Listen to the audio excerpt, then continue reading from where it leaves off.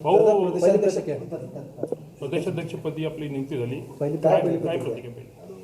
सर्वसामान्य परिवारातील कुठलाही राजकीय वारसा नसणाऱ्या एका सामान्य कार्यकर्त्याला पक्षाने जी संधी दिली आहे ही फार मोठी संधी आहे आणि या संधीचं मी निश्चित सोनं करेल ही माझी याबद्दलची पहिली.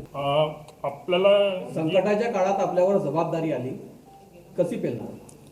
ही लढाई आहे आणि एक योद्धा, एक सैनिक या नात्यानं पूर्ण कर्मठतेने आणि तत्वानी सत्वानी ही लढाई आक्रमक पद्धतीने लढल्या जाते. आपले पुढचे आव्हान काय आणि पुढचे 5 आपण काय कामं करणार आहात महत्त्वाचे?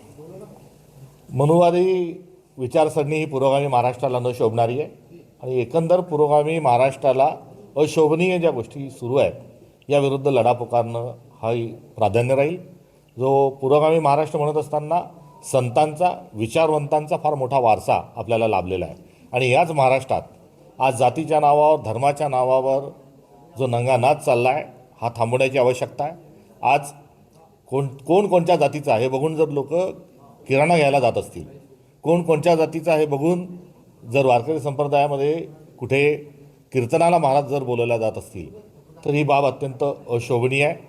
हा महाराष्ट्राला, पुरोगामी महाराष्ट्राला लागलेला कुठेतरी हा जो शाप आहे हा दूर करण्याची आवश्यकता आहे. त्यामुळे सद्भावना आज महाराष्ट्रामध्ये घेऊन जाण्याची आवश्यकता आहे, प्रेम घेऊन जाण्याची आवश्यकता आहे, सौहार्दता घेऊन जाण्याची आवश्यकता आहे आणि एका हातात संविधान आणि दुसऱ्या हातात भारताची जी परंपरा आहे, जी संस्कृती आहे, जी गंगा जमुना तहजीब जी आहे ही आम्ही पुढे घेऊन जाणार. समोर आलेले टायगर अंतर्गत बरेच पक्षातील आमदार खासदार करण्याच्या तयारीने कसं पाहता याच्याकडे काय प्रतिक्रिया आहे? इंग्रजांचा विचार, इंग्रज गेल्यानंतर पुढे घेऊन जाणारे काही राजकीय पक्ष आज दुर्दैवाने सत्तेत आहेत आणि फोडा, तोडा आणि राज्य करा हे इंग्रजांचं मूल्य ते अजूनही जोपासत आहेत.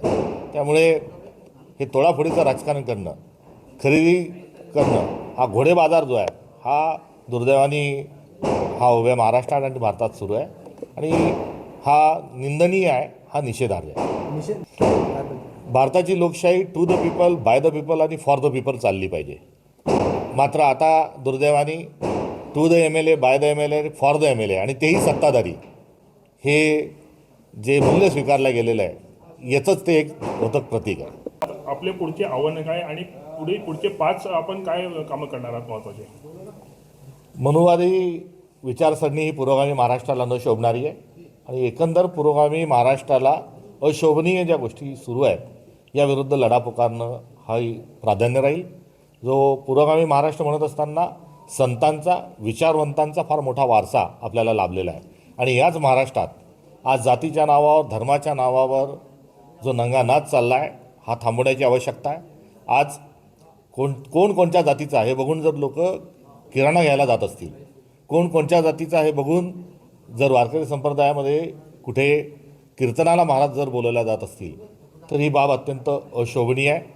हा महाराष्ट्राला, पुरोगामी महाराष्ट्राला लागलेला कुठेतरी हा जो शाप आहे हा दूर करण्याची आवश्यकता आहे. त्यामुळे सद्भावना आज महाराष्ट्रामध्ये घेऊन जाण्याची आवश्यकता आहे, प्रेम घेऊन जाण्याची आवश्यकता आहे, सौहार्दता घेऊन जाण्याची आवश्यकता आहे आणि एका हातात संविधान आणि दुसऱ्या हातात भारताची जी परंपरा आहे, जी संस्कृती आहे, जी गंगा जमुना तहजीब जी आहे ही आम्ही पुढे घेऊन जाणार.